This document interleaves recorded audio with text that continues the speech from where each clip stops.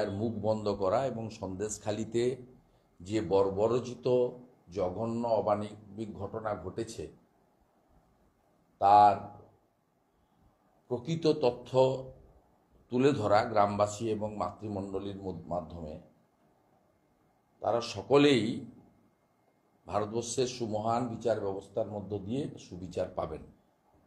আমি পার্টিকুলার দুটো বিষয় নিয়ে আপনাদের কাছে এসেছি। একটা হলো সন্দেশখালিতে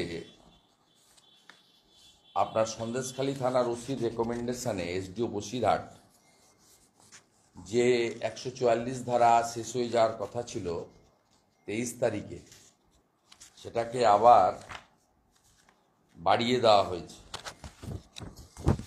এবং বাড়িয়ে দেওয়া হয়েছে 24/2/2024 পর্যন্ত। আশ্চর্যজনকভাবে প্রথমে 19 ছিল, পরে 15, এবারে 5টি জায়গায় করা হয়েছে। 5টি জায়গা নয়, 5টি গ্রাম পঞ্চায়েতের 1 2 3 4 5 6 7 8 9টি জায়গা এক্ষুনি বেরিয়েছে অর্ডারটা। আমরা তো আগে পেয়ে যাই, আমাদের তো সব জায়গায় লোকজন আছে, এই করেছে। এর 24/2 করার মানে হচ্ছে, আমি আশঙ্কা প্রকাশ করছি, যেহেতু আমি সন্দেশখালি জিপিতে অনেক লড়াই করে ডিভিশন বেঞ্চ ওদের পিটিশন রিজেক্ট করার পরে ঢুকতে পেরেছিলাম, আমার আগামী সোমবার জেলিয়াখালী আরেকটি দ্বীপ, সেখানেও ভীষণ অত্যাচার অবিচার হয়েছে। সেখানকার মানুষ প্রায় বিচ্ছিন্ন হয়ে আছেন। সেখানকার মা বোনেদের অনুরোধে এবং বেশ কিছু অন্যায় ঘটনার খবর পাওয়ার বিষয়ে আমি সচক্ষে শুনতে বা জানতে যাব। তাই জেলিয়াখালী জিপিকেও রাখা হয়েছে শনিবার পর্যন্ত। উদ্দেশ্যটা খুব পরিষ্কার, যাতে শনিবার আমি ওখানে যেতে না পারি, সোমবার যেতে না পারি, আর শনিবার এই 144টাকে এক্সটেনশন করে দেওয়া হবে 26-27 পর্যন্ত। আর যেহেতু শনি রবি কোর্ট বন্ধ, যাতে কোর্টেও গিয়ে চ্যালেঞ্জ করতে না পারে। কিন্তু এইভাবে বিগত দিনেও আটকাতে পারেননি আপনারা। 12-15 ফাইনালি আমি গেছি এবং আমি সেদিন মানবিক গ্রাউন্ডে যা যা আমার কাছে লোক অভিযোগ করেছিল, যেগুলো মেডিকেল থেকে শুরু করে সেবা থেকে শুরু করে শাহজাহান বাহিনী একটি ধর্মীয় মন্দিরের কাজ বন্ধ করে দিয়েছিল, সেগুলো পুনর্বার চালু করা, সেগুলো সব আজকে থেকে আমি চালু করে দিয়েছি। আমার লোকজন গেছিল এবং তাদের পাশে দাঁড়ানোর বিষয়ে যে যে অঙ্গীকার আমি করেছিলাম, আমি প্রায় 20-25টা পিটিশন পেয়েছিলাম, যেগুলো আমার ক্ষমতার মধ্যে, যেগুলো ক্ষমতার মধ্যে নয় সেগুলো তো আমি পারবো না, আমার শুভকামনা থাকলো, সেটা আমি করে দিয়েছি। আগামী দিনেও এই লড়াইতে থাকবো এবং সন্দেশখালিকে কোনোভাবেই মমতা বন্দ্যোপাধ্যায় বা তার পুলিশ প্রশাসন বা তার একাংশের প্রচার যন্ত্র ভুলিয়ে দিতে পারবে না। It's a burning issue. আর বাকি আপনারা কাল থেকে অনেকেই স্পেকুলেশন করছিলেন শাহজাহান ইত্যাদি। শাহজাহানকে ধরতে রাজীব কুমার যাননি। রাজীব কুমারজি গেছিলেন ওখানে একটু মিডিয়া হাইপ টাইপ দেখতে, তারপরে ড্যামেজটা কত হয়েছে, ড্যামেজটা কি করে রিপেয়ার করা যায় সেগুলো করতে। তিনি জেলিয়াখালীতে গেছিলেন সন্ধ্যে 6টার সময় লঞ্চে করে নিতাই মণ্ডলের খোঁজে, যিনি শিবু হাজরার ম্যানেজার ছিল। নিতাই মণ্ডলকে উনি পাননি। পরে রাত্রে প্রশাসনের লোকজনকে নিয়ে মিটিং টিটিং করে বলে এসেছেন যে আপনারা যেগুলো দেখিয়েছেন, আমাদের কাছে যে অভিযোগগুলো লোক করছিল, 10 বিঘা জমি, 7 বিঘা জমি, 703 বিঘা জমির জলাশয়, জলকর ইত্যাদি জমিগুলো ফিরিয়ে দিতে হবে। মানে জমি ফেরানোর দরকার নেই, ওরা ফিরিয়ে নিয়েছে অলরেডি। আমি ওই দিনই বলে এসেছিলাম যাদের নামে রেকর্ড আছে, বর্গা আছে, ডিড আছে, তারা নিজেরাই জমি ফেরত করিয়ে নেবেন, কারোর অ্যাপ্রুভ্যালের প্রয়োজন নেই। আজকে দেখবেন চুন লাগানো হয়েছে শাহজাহানের নামে। এইগুলো করতে রাজীব কুমার গেছিলেন এবং রাজীব কুমার বা মমতা ব্যানার্জি শাহজাহানকে গ্রেপ্তার করার বিষয়ে ইন্টারেস্টেড নন। তার কারণ শাহজাহান না থাকলে ওদের ইলেকশন হবে না, এটা হচ্ছে মূল কারণ। তাই জনগণ আইনের শাসন যখন উঠে যায়, ডিজিপি যাওয়ার পরেও যখন শাহজাহান গ্রেপ্তার না হয়, তার বহিঃপ্রকাশ দেখেছেন। আজকে গ্রামের সাধারণ মানুষরা, আপনার শাহজাহানের ভাই গ্রাম পঞ্চায়েত প্রধান বয়রামারি, সেখানে শেখ সিরাজের জোর করে দখল করা জমিতে কিভাবে তাদের পদ্ধতি যাই হোক, সে পদ্ধতিকে আমি সমর্থন হয়তো করি না, আগুন দিয়েছি ইত্যাদি, কিন্তু এই স্বতঃস্ফূর্ত বহিঃপ্রকাশ যখন আইনের উপর থেকে লোকের সমর্থন আস্থা উঠে যায়, তখনই লোক আইন হাতে তুলে নেয়। সেই কাজগুলো সেখানে হচ্ছে। তাই এইটাকে আটকানো যাবে না। এটা পাঁচলাতে ছড়িয়ে পড়েছে, ক্যানিংয়ে মানুষ জোট বাঁধছে, ফলতাতেও মানুষ জোট বাঁধছে। এর পরবর্তীকালে বসিরহাটের গ্রামগুলোতে শাহানুরদের যে অত্যাচার, হিঙ্গলগঞ্জের গ্রামগুলোতে শহীদুল গাজীদের যে অত্যাচার, মানুষ ধীরে ধীরে হাড়োয়া মিনাখা সর্বত্রই জোট বাঁধবে এবং বালির বাঁধ দিয়ে পুলিশি অত্যাচার, মিথ্যা মামলা, সংবাদ মাধ্যমের মুখ বন্ধ, বিরোধীদের আটকানো, এইসব করে বেশিক্ষণ এটা করা যাবে না। এটা এক নম্বর গেল। দ্বিতীয় হচ্ছে, মমতা বন্দ্যোপাধ্যায় 2021 সালে ভোটের আগে একদিকে কুর্মী সমাজ, আরেকদিকে আমাদের রাজ্যের আদিবাসী সমাজকে একে অপরের বিরুদ্ধে লাগিয়ে দিয়েছিলেন এবং কুর্মী সমাজকে তিনি তাদের যে দাবি ছিল সেই দাবি পূরণ করার বিষয়ে কেন্দ্রকে লিখেও ছিলেন 2020 সালে। পরবর্তীকালে আমাদের জনজাতিদের সংগঠন, সামাজিক সংগঠন, তাদের আপত্তিতে আবার ফেব্রুয়ারিতে সেটা 21 সালে ভোটের আগে, ভোট ঘোষণার আগে উইথড্র করে নেয়। আজকে নবান্নতে তিনি কুর্মী সমাজের সামাজিক নেতৃত্বকে ডেকেছিলেন। সেখানে তথাকথিত কুর্মী বোর্ডের চেয়ারম্যান এবং ভাইস চেয়ারম্যান ছিলেন শ্রীকান্ত মাহাতো ইত্যাদিরা। সেখানে অজিত প্রসাদ মাহাতোর যে সংগঠন, তাকেও ডেকেছিলেন, তিনি আসেননি। তার পক্ষে পরিমল মাহাতো সহ কয়েকজন এসেছেন এবং ঝাড়গ্রামে যারা কুর্মী সমাজের সামাজিক নেতৃত্ব, রাজেশ মাহাতো সহ 2-3 জন এসেছিলেন। মিটিংয়ে আমার লোক ছিল। সেই মিটিংয়ের খবর আপনি বাইরে পাবেন না। মমতা বন্দ্যোপাধ্যায় আজকেও ওখানে আমাদের অতি প্রাচীন জনজাতি কুর্মী সমাজের লোকজন, যারা আমাদের জঙ্গলমহলের বিস্তীর্ণ এলাকা জুড়ে রাজ্যের বিভিন্ন জায়গায় আছেন, তাদের আবারও মিথ্যা প্রতিশ্রুতি দিয়েছেন, মিথ্যে কথা বলেছেন, ভুল তথ্য পরিবেশন করেছেন। আমি কুর্মী সমাজের সমস্ত নেতৃত্ব সহ সর্বস্তরের মানুষকে বলবো, মমতা বন্দ্যোপাধ্যায় যে প্রতিদিন মিথ্যা কথার মধ্য দিয়ে মানুষকে কখনো একটু আধার কার্ড অ্যাক্টিভেট, আলাদা পোর্টাল চালুর নামে মতুয়া সমাজ, উদ্বাস্তুদেরকে খেপানোর চেষ্টা, কখনো আমাদের অত্যন্ত সম্মানীয় ভারতবর্ষের অত্যন্ত গর্বের শিখ সমাজকে রাজনৈতিকভাবে তাদেরকে ব্যবহার করার চেষ্টা, ভুল বোঝানোর চেষ্টা। আবার আজকে কুর্মী সমাজকে নিয়ে তিনি একটা মিটিং করে সেখানে বলেছেন যে 17 সাল থেকে যে জাস্টিফিকেশনের জন্য কেন্দ্রীয় সরকার পাঠিয়েছিল যে আপনারা এদেরকে এসটি স্ট্যাটাস দিতে চাইছেন, তার জাস্টিফিকেশনটা লিখুন রাজ্য সরকার। এটা লেখেনি রাজ্য সরকার, এটা লেখেনি, কারণ তাদেরকে একদিকে কুর্মী সমাজের ভোট নিতে হবে, একদিকে জনজাতিদের ভোট নিতে হবে। তাই এই অপদার্থ মিথ্যাবাদী সরকার এবং তার মিথ্যাবাদী মুখ্যমন্ত্রী, তিনি আজকে বলেছেন যে আমরা একটা সার্ভে করছি কুর্মী মাহাতো সম্প্রদায়, মানে কুর্মী সমাজের সার্ভে কমপ্লিট করে তারপর সিদ্ধান্ত নেব। তার মানে অন্য কিছু নয়, তিনি ভালো করেই জানেন যে 14-19-এর মতো নির্বাচন ঘোষণা হয়ে যাবে মার্চ মাসের 1 তারিখে হবে কি 10 তারিখে হবে, এটা ইলেকশন কমিশন জানে, আমি জানি না, কিন্তু হয়ে যাবে, আর বেশি সময় বাকি নেই।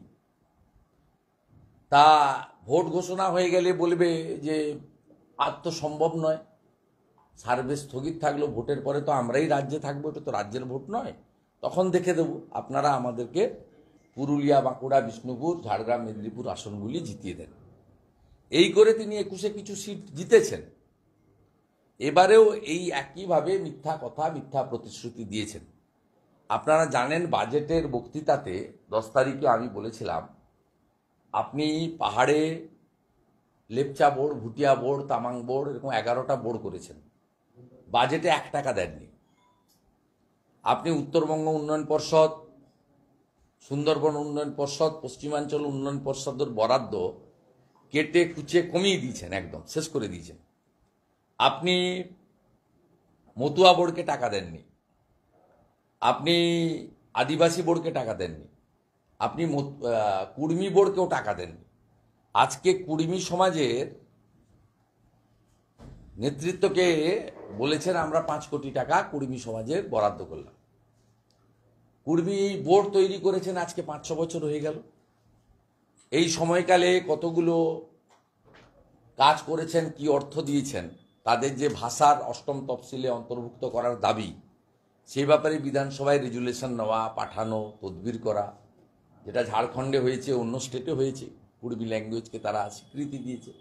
এই কাজগুলো আপনি কোনোটাই করেননি, অথচ আপনি পুলিশকে দিয়ে ডেকে পাঠিয়ে আজকে কুর্মী সমাজের নেতাদেরকে আবার সার্ভের নামে ভুল তথ্য পরিবেশন করে, যেভাবে আধার কার্ড নিয়ে আপনি মতুয়া সমাজ এবং বাংলাদেশের উদ্বাস্তু মূলত হিন্দুরা, যারা ধর্মীয় কারণে, উৎপীড়নের কারণে বাংলাদেশ ছাড়তে বাধ্য হয়েছিলেন, তাদেরকে ভুল বুঝাতে গেছিলেন। ভারত সরকারের আধারের সিও জল ঢেলে দিয়েছে, আমরা সেটা ফাঁস করে দিয়েছি। একইভাবে আজকে পুরুলিয়া, বাঁকুড়া, পশ্চিম মেদিনীপুর জেলায় নিজের হারিয়ে যাওয়া ভোট ব্যাংক, কারণ গ্রামে গ্রামে আওয়াজ উঠেছে চোর চোর চোর, সঙ্গে সঙ্গে আওয়াজ উঠেছে মা বোনেদের ইজ্জত সম্ভ্রম লুণ্ঠনকারী শাহজাহানের পার্টি তৃণমূল কংগ্রেসকে ছাড়বো না। মহিলারা গ্রামে বলছেন যে লক্ষ্মীর ভাণ্ডার দিন আর যা খুশি দিন, বাড়ি বাড়ি যদি 1,00,000 টাকা করে দিয়ে যান, আপনাকে আমরা ভোট দেব না, কারণ সন্দেশখালীর মা বোনেরা আমাদের চোখ খুলে দিয়েছে। আর যার মন্ত্রিসভার পার্থ চ্যাটার্জি থেকে জ্যোতিপ্রিয় মল্লিক মানুষের শিক্ষা, কর্মসংস্থান, রেশন নিয়ে জেলে যায়, সর্বত্র চোর, তিনি চোর চোর শব্দ ভীত, সেই কারণে নভেম্বর ডিসেম্বরে আমাকে বিধানসভার বাইরে রেখেছেন। চোর শব্দ শুনবেন না। এখানেও সম্প্রতি বাজেট অধিবেশনে তিনি 15 তারিখে বক্তৃতা করবেন বলে আমাকে 12 তারিখে বিধানসভা থেকে বাইরে বের করে দিয়েছে। তো আমাদের বিধায়করা, অন্য বিধায়করা ওনাকে চোর শব্দ কানের কাছে গিয়ে শুনিয়ে এসেছে। তাই আমার মূলত 3টি বিষয় ছিল। এক হচ্ছে বিচার ব্যবস্থার প্রতি ধন্যবাদ জ্ঞাপন ও সংবাদ মাধ্যমের সাথে থাকার অঙ্গীকার। দ্বিতীয় ছিল আবার নতুন করে 144 এক্সটেনশনের মধ্য দিয়ে এলাকাতে দমনপীড়ন চালানো, ভুয়া পাট্টা দেওয়া, মানে ড্যামেজ রিপেয়ারিং করা, এবং কার্যত অপোজিশন লিডারকে আবার সোমবার যাতে আটকানো যায় তার প্রস্তুতি নিচ্ছেন মমতা ব্যানার্জি সরকার। আর তৃতীয়ত কুর্মী সমাজের সামাজিক নেতৃত্বকে ডেকে তাদেরকে আজকে আবার একটা টুপি পরানোর চেষ্টা করেছেন ভোট নেওয়ার জন্য। আর এই সভার ছবি, ভিডিও বা মিটিংয়ের পরে কোনো প্রেস কনফারেন্স পাবেন না।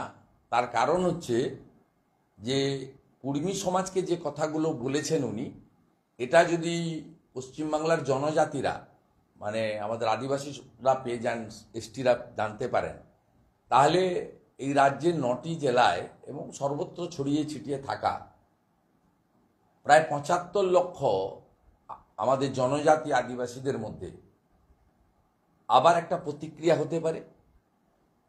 সেই কারণে এগুলো তিনি সামনে বলবেন না। এটা অন্য সময় হলে তিনি ভালো করে বেরিয়ে এসে যে সিএকে এনআরসি বলবেন, মুসলিম সংখ্যালঘুদের তাড়িয়ে দেবে বলবেন, অন্য কমিউনিটিকে ভুল কথা বোঝাবেন আমাদের সম্পর্কে, এসব কাজ করবেন। কিন্তু এটা তিনি সামনে আনবেন না। এটা ওনার কৌশল। উনি সমস্যা তৈরি করেন, সমাধান করেন না। এবং সমস্যা তিনি তৈরি করে রাখেন এই কারণে যাতে সম্পূর্ণ আগা পাঁচতলা দুর্নীতিগ্রস্ত একটি সরকার, বেকারত্ব, পরিযায়ী শ্রমিক, অর্থনৈতিকভাবে দুর্বল, আইন শৃঙ্খলা তলানিতে চলে যাওয়া, সংবিধানের 4টি স্তম্ভকে ভেঙে চুরে তছনছ করে দেওয়া এই পরিবার কেন্দ্রিক ব্যক্তিগত পার্টি সরকার, তারা তাদের স্বরূপটা যাতে মানুষ বুঝতে না পারে এবং তাদের যাতে নির্বাচনে পরাজয় না হয়, এই কারণেই তিনি এই ধরনের দ্বিচারিতার রাজনীতি 21-এর আগেও করেছেন, এখনও করছেন, শুধুমাত্র লোকসভা নির্বাচনে গরিষ্ঠ সংখ্যক আসন ধরে রাখার জন্য। তাই কুর্মী সমাজের সম্মানীয় নেতা নেত্রী, সামাজিক নেতৃত্বকে আমি বলবো, আপনাদের একবার টুপি পরিয়েছে, দয়া করে আর মমতা ব্যানার্জির মিথ্যাচারের শরিক হবেন না। এবং জনজাতি সমাজকেও বলবো যে আপনারাও মমতা বন্দ্যোপাধ্যায়ের এই দ্বিচারিতা মিথ্যাচার থেকে সতর্ক থাকবেন। আচ্ছা দাদা, বলছি আজকে সন্দেশখালীতে দেখা গেল বিধায়ক গিয়েছিলেন, তাকে সামনে রেখে খুব মহিলাদের এবং তাদেরকে বহিরাগত বলার জন্য, মহিলাদের বহিরাগত বলার জন্য কার্যত খুব পোষণ করলেন। কিভাবে দেখছেন? সন্দেশখালীর মা বোনেরা সেদিন আপনারা ছিলেন আমাদের 3.5 ঘন্টার কার্যক্রমে, 11:56 থেকে 3:30 পর্যন্ত, এই দীর্ঘ সময় 2.5-3 ঘন্টার যে কার্যক্রম, এই কার্যক্রমে আপনারা দেখেছেন তারা একটা দ্বীপে থাকেন কিন্তু খুব ওয়েল অ্যাওয়ার। তারা সেদিন বলছিলেন যে আমরা রাষ্ট্রপতি শাসন চাই, আমরা সিবিআইকে দেখতে চাই। তার মানে তৃণমূলের প্রতিনিধি সুকুমার মাহাতো, যিনি একটা স্ট্যাম্প ছিলেন, কার্যত তার কোনো ভূমিকা ওখানে ছিল না। ওখানে তৃণমূলের মানে এ থেকে জেড সবটাই শেখ শাহজাহান নিয়ন্ত্রিত ছিল। শিবু হাজরারাও যে জলকর, জমি লুট এসব করেছে, নোংরা কাজ, গ্রেপ্তারও হয়েছে মহিলাদের উপর অত্যাচার। আপনি খোঁজ নিলে দেখবেন শিবু এবং উত্তমের যে মাছ, ঘেরি থেকে যে মাছ উঠত, এটা শাহজাহানের সরবেরিয়াতে মাছের যে আড়ত সেখানে দিত। সরবেরিয়া পেরিয়ে কোনো মাছের গাড়ি বা মাছের ঝাঁকা তারা সরবেরিয়া পেরিয়ে অন্য জায়গায় গিয়ে অন্য লোকের মাছের আড়তে দিতে পারত না। অর্থাৎ সমগ্র ব্যবস্থাপনায় কার্যত ওই এলাকাতে শাহজাহান ছিল অলিখিত। যা বলতে পারেন, মুখ্যমন্ত্রী বলতে পারেন, প্রধানমন্ত্রী বলতে পারেন, রাষ্ট্রপতি বলতে পারেন, রাজা বলতে পারেন, সম্রাট বলতে পারেন, যে যে ভাষাই বলুন না কেন, এটাই ছিল আসল সত্য। তাই আপনার আমার কথা নয়, সন্দেশখালীর মা বোনেরা রাষ্ট্রপতি শাসন চান, সিবিআই চান, কেন্দ্রীয় পুলিশ চান। এই কথাগুলোর মধ্য দিয়ে প্রমাণিত হয়ে গেছে যে এই রাজ্য সরকার, রাজ্যের পুলিশ, তাদের উপরে কোনো আস্থা নেই। শুভেন্দুবাবু, এই যে মুহূর্তে আমরা কথা বলছি, সুকান্ত মজুমদারদের সন্দেশখালী থেকে টেনে হিঁচড়ে তুলে দেওয়া হচ্ছে। তিনি বলেছিলেন যে যতক্ষণ না শাহজাহান শেখকে গ্রেফতার করা হবে ততক্ষণ সন্দেশখালীতে ধর্নায় বসে থাকবো। পুলিশের তরফ থেকে কিছুক্ষণ আগে আসা হয়, এসে বলে 5 মিনিটের মধ্যে সময় দিলাম, 5 মিনিটের মধ্যে থানা আটকে রাখা যাবে না, স্টেপ নেব, এবং এই মুহূর্তে টেনে তুলে দিচ্ছেন সুকান্ত মজুমদার। এটা অত্যন্ত অন্যায়। তাদের অনুমতি নিয়েই উনি গেছিলেন, 144 ধারা মেনেই আমি যেটুকু শুনেছি গেছিলেন। ওনার সিকিউরিটি এবং উনি গেছিলেন, তিনি দুজনের বেশি যাননি। তার যে দাবি, এই দাবির উপরে ওখানে অনেক সিনিয়র পুলিশ অফিসাররা ছিল। তাদের, সুকান্তবাবু শুধু একটা রাজনৈতিক দলের রাজ্য সভাপতি নন, সাংসদ। তার সঙ্গে কথা বলা উচিত ছিল, তাকে আশ্বাস দেওয়া উচিত ছিল, তাকে অনুরোধ করা উচিত ছিল। কিন্তু যেভাবে তাকে টেনে হিচড়ে ওখান থেকে সরানো হয়েছে, তাতে প্রমাণ হয়েছে যে এই পুলিশ রক্ষকের সাহারা দেয়। যারা ভক্ষক তাদের রক্ষক, আর যারা প্রতিবাদ করেন এবং ন্যায্য দাবি তুলে ধরেন, তিনি সাংসদই হন, বিধায়কই হন, যত বড় নেতা নেত্রী হন বা যত বড় সংবাদ মাধ্যমের প্রতিনিধি হন না কেন, তাদেরকে কখনোই যথাযথ যে সম্মান প্রদর্শন করা সেটা করেন না। এক্ষেত্রে আমার বক্তব্য হচ্ছে, পশ্চিমবঙ্গে কার্যত পুলিশ রাজ চলছে। একজন সাংসদের সঙ্গে যে ব্যবহার করা হয়েছে এটা অত্যন্ত অন্যায়। এবং এরা হয়তো ভাবছে যে আমাদের বড় বড় ব্যারিস্টার আছে, এর আগের মতো আবার প্রিভিলেজ কমিটিতে আমরা গিয়ে পার পেয়ে যাব। তাই বিচার ব্যবস্থারও এই বিষয়ে সজাগ হওয়া উচিত যে জনপ্রতিনিধিরা তাদের নিজেদের কথা বলতে পারছেন না এবং কাজ করতে পারছেন না। সন্দেশখালী 2 নম্বর ব্লকে মোট 817টি অভিযোগ জমা পড়েছে, তার মধ্যে আজকে 9 জনকে জমি ফেরত দেওয়া হয়েছে। জমি ফেরত কাউকে দিতে হবে না। আমি যেদিন গেছিলাম সেদিন থেকেই জমি ডিড এবং রেকর্ড অনুযায়ী, বর্গা অনুযায়ী যাদের রেকর্ড আছে তারা নিজেরা ফেরত করিয়ে নিচ্ছে। পুলিশকে দয়া করার দরকার নেই। মমতা ব্যানার্জি কিছু করতে পারবে না, ওর হাতের বাইরে চলে গেছে। 6টি দ্বীপ আছে সন্দেশখালী 2 ব্লকে, সবটাই মমতা ব্যানার্জির হাতের বাইরে গেছে। এবং শুধু তাই নয়, আমাদের এদিকে ধামাখালি থেকে শুরু করে রামপুর থেকে সরবেড়িয়া, রাজবাড়ি, মালঞ্চ পর্যন্ত বিস্তীর্ণ এলাকায় দলমত, বর্ণ, ধর্ম নির্বিশেষে মানুষ কিন্তু এর বাইরে এদের বিরুদ্ধে চলে গেছে। সুগন্ধা, অভিষেক বন্দ্যোপাধ্যায় একটা ক্যাম্পেইন শুরু করছেন, জমিদার হটাও বাংলা বাঁচাও। উনি নিজেই তো জমিদার। আপনি কদিন আগে শোভনদেব চট্টোপাধ্যায়ের আচরণ খড়দার একটা সভায় দেখলেন না? একজন স্থানীয় নেতা বক্তৃতা করছেন, তার জোর করে মাইক কেড়ে নিলেন, বললেন আমি ওয়ার্কিং কমিটির মেম্বার, তুমি জানো না, কাণ্ডজ্ঞান নেই। ওরাই তো জমিদার। কালীঘাটের আগল বগলে যারা থাকে, হরিশ চ্যাটার্জি, হরিশ মুখার্জি স্ট্রিট, এরাই তো পশ্চিমবাংলার জমিদারিটা চালাচ্ছে। সরবেরিয়ার পরে যে বেরমজুরে যে চাষের জমি দখল, মাঠের মানুষের যে ক্ষোভ প্রকাশ্যে আসছে। আচ্ছা, আরেকটা জিনিস হচ্ছে, খালিস্তানি বিতর্কে এবার শিখরা গেলেন রাজ্যপালের কাছে। তারা বলছেন যে সেখান থেকে বেরিয়ে এসে কোনো বিতর্ক নেই, মমতা ব্যানার্জির ক্রিয়েট করা, আমরা কেউ এই ধরনের কথা বলি। আমি আবারও বলছি, আপনারা কোনো জায়গায় আপনারা দেখাতে পারবেন না, বা আমি বা আমাদের সাথী নেতৃবৃন্দ এই ধরনের কোনো কমেন্ট করেছি। এবং আমাদের সামনে ওখানে যিনি কাজ করছিলেন আইপিএস অফিসার দাঁড়িয়ে আছে। আর এটা মমতা বন্দ্যোপাধ্যায়ের উস্কানি এবং ক্রিয়েশন। আমরা শিখ সমাজের প্রতি কত বড় রেসপেক্ট আছে এটা সবাই জানে। মমতা ব্যানার্জির কোনো অধিকার নেই এগুলো নিয়ে বলা। তার কারণ 1984 সালে শিখ দাঙ্গা যখন হয়, তখন মমতা বন্দ্যোপাধ্যায় কংগ্রেসের পক্ষ নিয়েছিলেন। হাজার হাজার শিখ যখন কোতল হয়। 2020 সালে আমাদের একজন শিখ নিরাপত্তা রক্ষীকে কিভাবে তার গর্বের যে মাথার পাগড়ি, তাকে খুলে তার মাথার চুল ধরে টানতে টানতে পুলিশ নিয়ে গেছিল, সেটা সবাই জানে। অতএব তৃণমূলের উস্কানিতে এটা হচ্ছে। মাননীয় রাজ্যপাল মহোদয় ওনাদের সঙ্গে কথা বলেছেন এবং আমি মনে করি না, উনি খুব ভালো কথা লিখেছেন। আমি পেয়েছি প্রত্যেকটা কথার সঙ্গে আমরা সবাই একমত, দেশ একমত। শিখ, আমি বারে বারে বলি, আমি গুরু নানকজির তার প্রকাশ পরব বলুন, গুরু তেগ বাহাদুরজির বলুন, গুরু আপনার গোবিন্দ সিংজি বলুন, সব প্রোগ্রামে আমি অ্যাটেন্ড করি। প্রত্যেকটা গুরুদ্বারের সঙ্গে আমার আত্মিক সম্পর্ক রয়েছে। আমি কমিউনিটিকে বলবো, ভুল বুঝবেন না, এটা তৃণমূল কংগ্রেস ভুল বুঝাচ্ছে। এবং আজকে যে প্রেস কনফারেন্স যিনি করছিলেন, মিস্টার জনি বলে নাম, তো তৃণমূল কংগ্রেসের নেতা, পোর্টফোলিও হোল্ডার। যারা 20-25টা লোক মুরলীধর সেনের বাইরে বসেছিলেন, তাদের মধ্যে 2 জন তৃণমূল কাউন্সিলর ছিল, রেহানা খাতুন এবং মহেশ শর্মা। অতএব আমি এখনো বলি, শিখ কমিউনিটির পশ্চিমবাংলার নেতৃত্ব, গুরুদ্বারা কমিটি আমাকে ডাকুন, আমাকে ডেকে পাঠান তাদের জায়গায়, আমার কাছ থেকে ব্যাখ্যা নিন, ভিডিও ফুটেজ চালান।